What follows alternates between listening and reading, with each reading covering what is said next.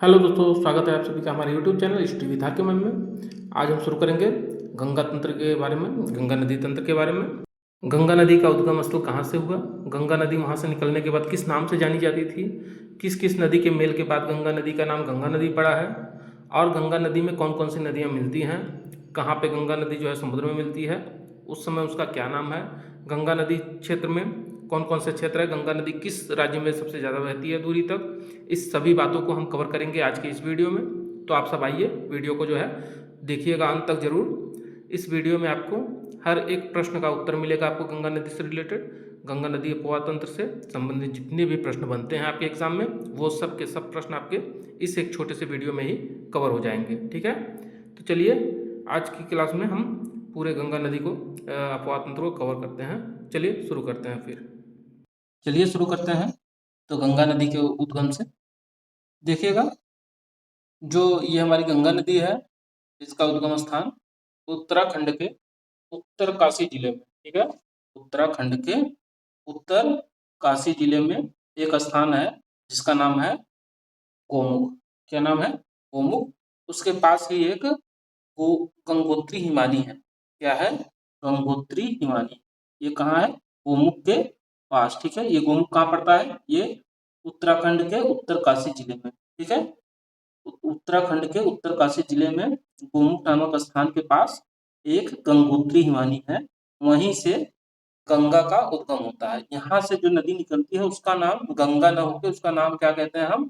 भागीरथी। ठीक है, उसका नाम क्या बुलाया जाता है? भागीरथी। ठीक है, यहाँ से जो नदी निकलती है उसे हम भागीरथी नदी कहते हैं।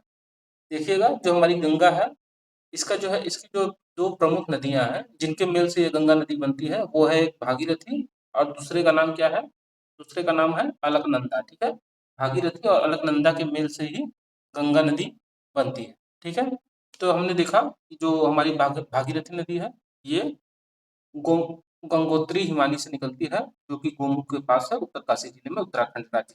ठीक है, और दूसरी जो है अलकनंदा। अलकनंदा जो है ये निकलती है संतोपंथ हिमानी से। कहाँ से निकलती है ये? संतोपंथ हिमानी से। ठीक है, संतोपंथ हिमानी से कौन सी नदी निकलती है? अलकनंदा। ठीक है, ये अलकनंदा यहाँ से निकलने के बाद इसमें जो है विष्णु प्रयाग नामक स्थान पर धौली गंगा नदी आके मिलती है। कौन सी? धौली गंगा नदी कहाँ पे मिलती है? इसमें इसमें आके मिलती है विष्णु प्रयाग नामक स्थान। ठीक है, विष्णु प्रयाग नामक स्थान पे धौली गंगा जो है अलकनंदा से आकर मिलती है। ठीक है, किससे मिलती है आके? अलकनंदा से धौली गंगा मिलती है विष्णु प्रयाग नामक स्थान। ठीक है, इसके बाद जो है अलकनंदा और आगे बढ़ती है और आती कहाँ है? वो पहुंचती है वो कर्णप्रयाग। किस जगह? कर्णप्रयाग। ठीक है, और ये कर्णप्रयाग नामक स्थान पे पिंडार नदी। ठीक है, पिंडार नदी जो है ये अलकनंदा से मिलती है। किस स्थान पे? कर्णप्रयाग नामक स्थान पे। ठीक है, फिर यहाँ से आगे निकलने के बाद रुद्रप्रयाग नामक स्थान पर मंदाकिनी मिलती है अलकनंदा से। ठीक है, मंदाकिनी नदी अलकनंदा से मिलती है किस स्थान पर? रुद्र प्रयाग नामक स्थान पर। ये सब आपको याद करिएगा, किस स्थान पर कौन सी नदी मिली है अलकनंदा से, क्योंकि आपके एग्जाम में ये अक्सर पूछ लिया जाता है। ठीक है, और ये कई बार पिछले एग्जाम में पूछा गया है, किस स्थान पे कौन सी नदी आके मिली थी। ठीक है, तो इसे आप अच्छे से याद जरूर कर लीजिएगा।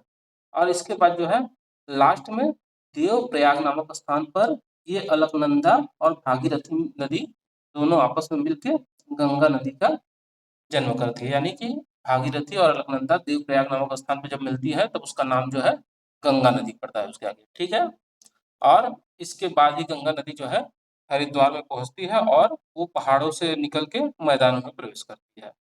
ठीक है, गंगा नदी मैदानी भागों में पहुंचती है तो उसके बाद जो है दाहिने तरफ से यमुना नदी आती है, उसमें प्रयागराज में मिलती है। कहाँ मिलती है? प्रयागराज में यमुना नदी आके जो है गंगा नदी से मिलती है प्रयागराज। ठीक है, और दाहिनी तरफ से और गंगा नदी में मिलने वाली जो नदियां हैं, उनमें जो है दक्षिण के पठार से आके सीधे गंगा नदी में मिलने वाली नदी में एक है टोंस और एक सोन नदी। ठीक है, टोंस और सोन नदी जो कि क्रमशः गंगा नदी के से मिलती कहाँ है? प्रयागराज के जस्ट बाद ये आपकी मिलती है। टोंस और सोन नदी जो है वो आपकी पटना से, और सॉरी, ये आपकी मिलती है पटना से जस्ट पहले ही गंगा में मिल जाती है। ठीक है। गंगा नदी से प्रयागराज के बाद में जो है टोंस नदी मिलती है और पटना से पहले उसमें सोन नदी मिलती है। ठीक है। चलिए अब गंगा नदी में बाएं साइड से आके मिलने वाली नदियों में आइए देखते हैं कौन कौन सी नदी है। तो देखिएगा गंगा नदी में जो बाएं साइड से आके मिलती है नदी, उसमें सबसे पहले है रामगंगा। कौन सी नदी है? रामगंगा। उसके बाद जो है उसमें आके मिलती है वरुणा नदी, वरुणा। उसके बाद जो है गोमती नदी आके मिलती है, गोमती। गोमती नदी के बाद जो है गंडक, गोमती के बाद गंडक। और गोमती के बाद, सॉरी, गोमती के बाद जो है वो घाघरा मिलती है, घाघरा। ठीक है। गोमती के बाद घाघरा नदी मिलती है, उसके बाद जो है गंडक नदी मिलती है। उसके बाद फिर एक बूढ़ी गंडक नाम से आती है। ठीक है। गंडक, उसके बाद बूढ़ी गंडक, और उसके बाद जो है कोसी नदी आके मिलती है। ठीक है। कोसी नदी। ठीक है। ये नदियां जो है गंगा नदी में बाएं साइड से आके मिलती हैं। ठीक है। और कोसी नदी के बाद एक है महानंदा नदी, वो मिलती है, और ये सब बाएं साइड से आके मिलती है गंगा नदी। ठीक है। गंगा नदी में जो है वो सबसे ज्यादा उसका प्रवाहित का जो स्थल है वो उत्तर प्रदेश में है। ठीक है। उत्तर प्रदेश में सबसे ज्यादा गंगा नदी क्षेत्र में बहती है, सबसे अधिक क्षेत्र में उत्तर प्रदेश में ही गंगा नदी का बहाव होता है।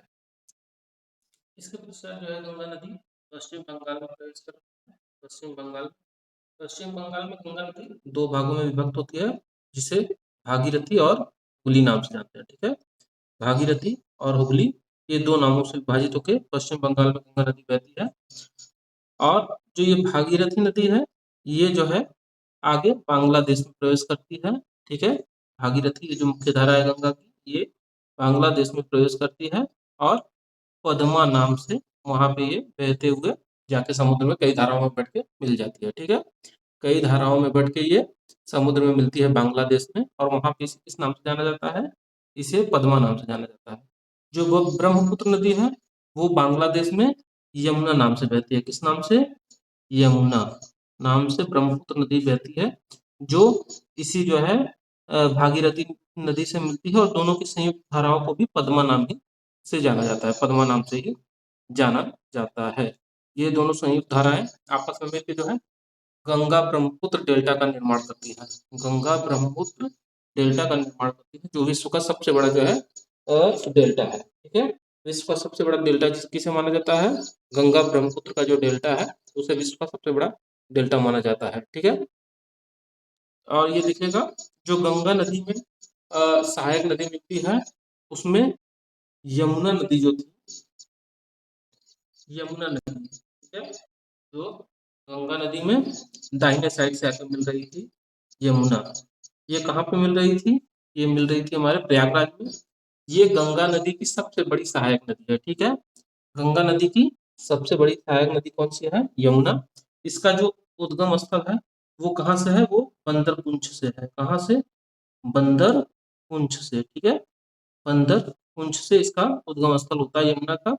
और ये यमुना जो है ये प्रयागराज में आके जो है गंगा नदी से मिलती है। यमुना की जो सहायक नदियां हैं उनमें कौन कौन सी नदी आती है? उनमें आती है हमारी चंबल, सिंध, बेतवा और केन। ठीक है।